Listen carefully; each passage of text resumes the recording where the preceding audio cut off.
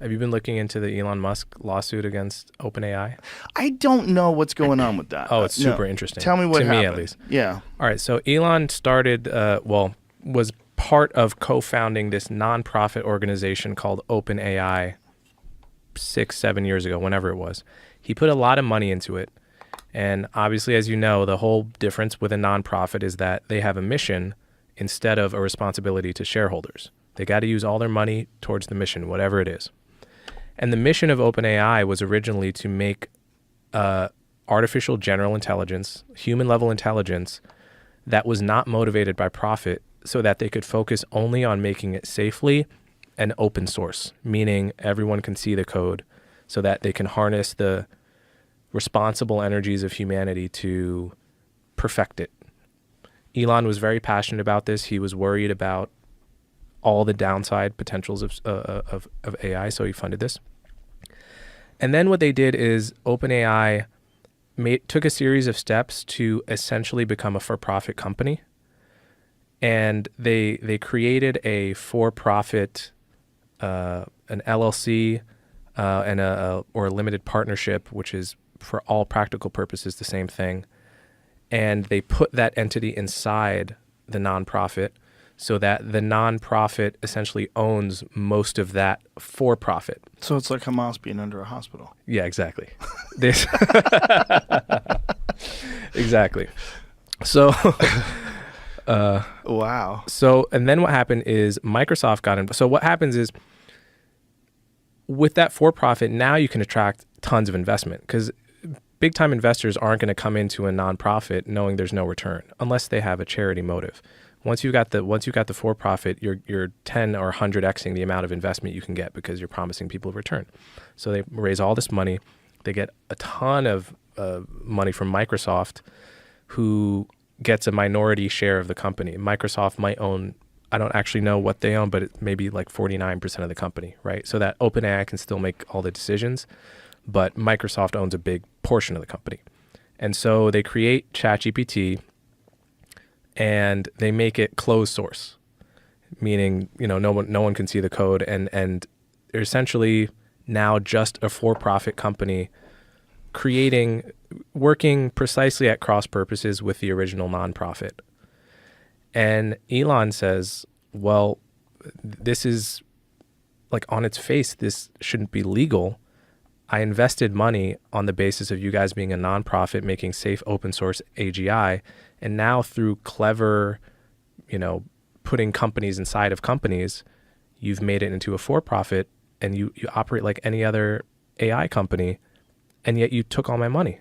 So on its face, he has a very solid complaint. And then he basically said he would drop the lawsuit if they would just change their name to Closed AI. Wow. Yeah. So what's the steel man? So the steel man, from their point of view, OpenAI hits back at Elon Musk's lawsuit by publishing his emails. Oh yeah. Emails appear to show the Tesla boss actually supported creating a for-profit entity. Yes, I have to look at the emails again. I remember they were not quite as damning for Elon as they were being put out as, but they definitely seemed like it was more complexity. It says in late 2017, we and Elon decided the next step for the mission was to create a for-profit entity, the blog claims. Elon wanted majority equity, initial board control, and to be CEO. In the middle of these discussions, he withheld funding. We couldn't agree to terms on a for-profit with Elon because we felt it was against the mission for any individual to have absolute control over OpenAI. The post continues. He then suggested instead merging OpenAI into Tesla. In early February 2018, Elon forwarded us email suggesting that OpenAI should attach to Tesla as its cash cow. In 2018, one email from Musk reads, "Even raising several $100 million won't be enough. This needs billions per year immediately or forget it." Mm-hmm.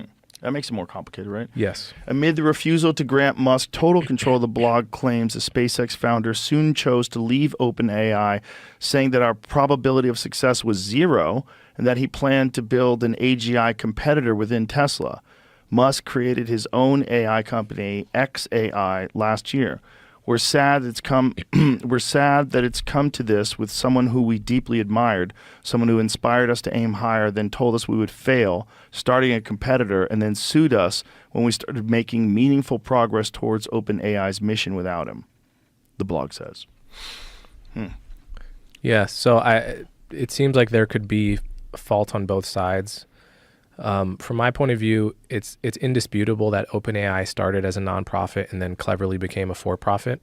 Now, whether that's such a bad thing is a separate question. Whether it needs that funding, like whether it's imperative that in order to, like, first of all, I mean, do they think in terms of national security? Because if we're on a race to create artificial intelligence, and it seems like we are, and if the competitors are other superpowers where it would be absolutely terrifying if they achieve sentient artificial AI they have control of before us. Yeah. It's kind of a national security imperative. I would agree. So then if they don't get the funding from a for-profit,